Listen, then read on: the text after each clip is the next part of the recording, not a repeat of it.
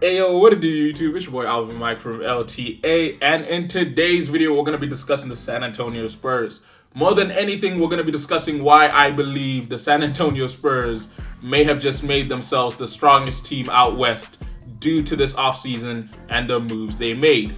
Now, to start off with, let's recap the Spurs season last year, which obviously ended in a scenario that necessarily wasn't everything they wanted, but at the same time, it ended in a scenario whereby they overachieved based off expectations from the season and how everything went. Now, for those of you that are unaware, the San Antonio Spurs did finish last season, the 2025 to 2026 NBA season, as the second seed out west. They did manage to make it to the NBA Cup Finals, where unfortunately they lost to the New York Knicks, which in my personal opinion was a little bit of a depiction of what would happen if these two teams were to match up in the NBA Finals.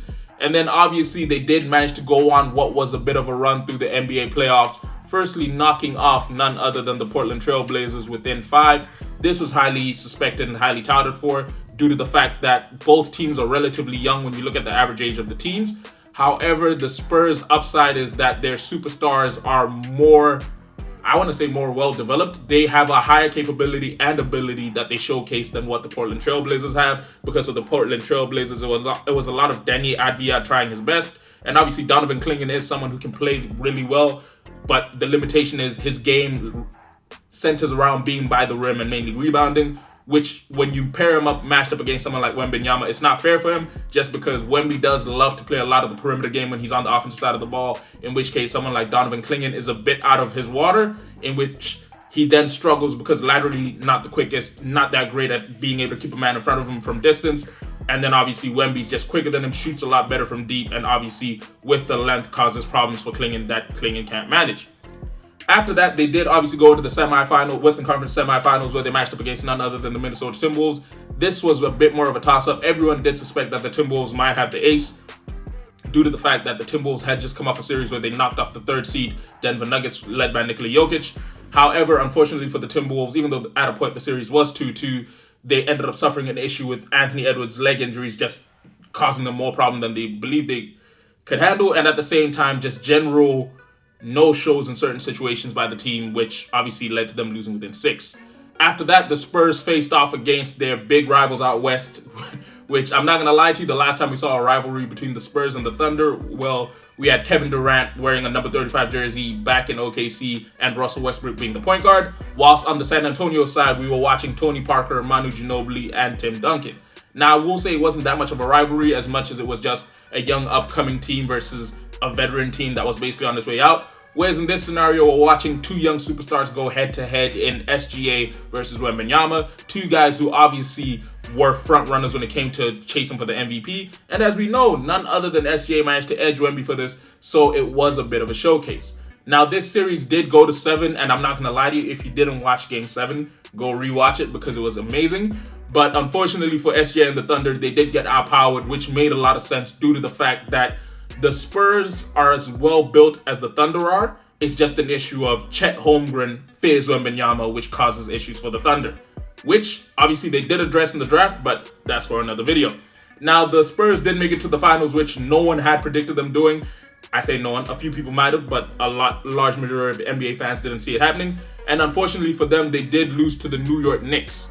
Now, the ironic thing about this whole situation is I did predict that the Spurs would lose to the Knicks. Actually, I predicted that the Spurs may lose to an earlier seed, but they had the fortune of they never faced their biggest weakness. Now, their biggest weakness throughout the entire playoff run was veteran leadership.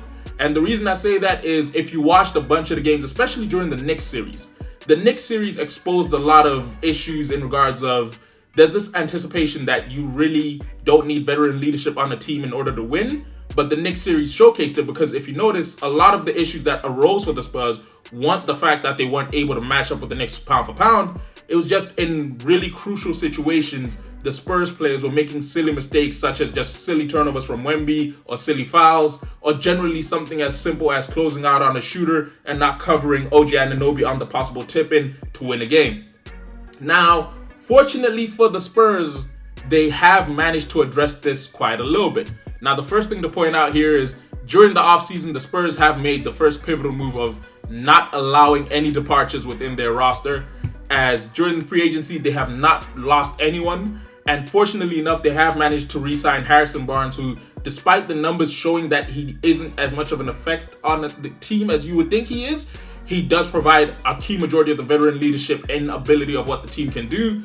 You've got Julian Champagnie coming back, who, again, is another 3-and-D guy who plays very well. He's basically a younger Harrison Barnes, which suits the team, and at the same time, keeping both vet Harrison Barnes and a young Julian Champagnie on the same team allows for that little bit of development. Jordan McLaughlin, who I'm not too familiar with this game, I won't lie to you, but hey, they brought him back as well. And then obviously Victor Wembanyama did sign on to a 5-year extension, which was team friendly with the fact that he left quite a little bit of money on the table. Now, the benefit of this was that the Spurs were then able to go and pick up a guy who, I know a lot of people downplay his ability in regards to the fact that no one ever mentions him as a superstar or being one of the top players at his position. But in my personal opinion, if you're someone who really knows ball, you know that this man in himself is someone who, he's the veteran leadership you need on a team and the type of guy you know can really be productive for a team. And that is none other than Tobais Harris. Now, the San Antonio Spurs basically went out and agreed to a 2-year deal with Tobais Harris, who last year averaged 13.3 points, 5.1 rebounds over 63 games in the 2025 to 2026 season. He was a member of the Detroit Pistons, who, again, that was another team who overachieved based off of expectations, with the Pistons managing to clinch the top seed out east. No one had suspected that to happen, but again, props to them. And the only issue was, obviously, during their playoff run, the Pistons didn't manage to succeed the way everyone thought they'd have succeeded. But again, you don't blame that on superstar ability in regards to Cade Cunningham. That's more down to the fact of how well none other than Jalen Duren played, which I'm kind of happy he's in Sacramento now because, yeah, you don't deserve joy for what you did. But the reason I say this Tobais Harris pickup is very vital for this team is because, first off, let's address the biggest elephant in the room, veteran leadership. The Spurs were lacking veteran leadership on the floor in key game moments. Obviously, a lot of people will point to De'Aaron Fox and say, hey, he's a guy who's been in the league a lot longer than the majority of the players on the team. But the key thing to point out here is, just like everyone else, he's still relatively young. De'Aaron Fox is 28 years old. What they needed was a guy on the floor who starts with them and is able to be used within situations late in the game. Now, the issue is there isn't that much room to pick up a veteran wing player when it comes to when it comes to guards, there's very little you can go out and shop for that's enough to be within the starting lineup of the Spurs, as Stephon Castle is a superstar player. De'Aaron Fox, despite his few flaws in the finals, is one of the much better point guards. I say much better. One of the way better point guards in the league. And then obviously Devin Vassell is a guy who 3-and-D and willingly plays his position well. Now, picking up Tobais Harris does provide that veteran leadership whereby late in game, he can play with nuances, basically insinuating on what's best to do and what's not best to do. For example, in the situation where Wemby does throw that pass, if Tobais Harris is on the floor and he grabs the rebound, he would have taken his time, been a little bit more cautious, been aware of how long's left on the clock, as well as what might be the best decision to make here. Because in his head, in a situation like that, if you're not being pressed, your first option is, even if you're the center, bring it up slowly and wait for a guard to come collect it off of you.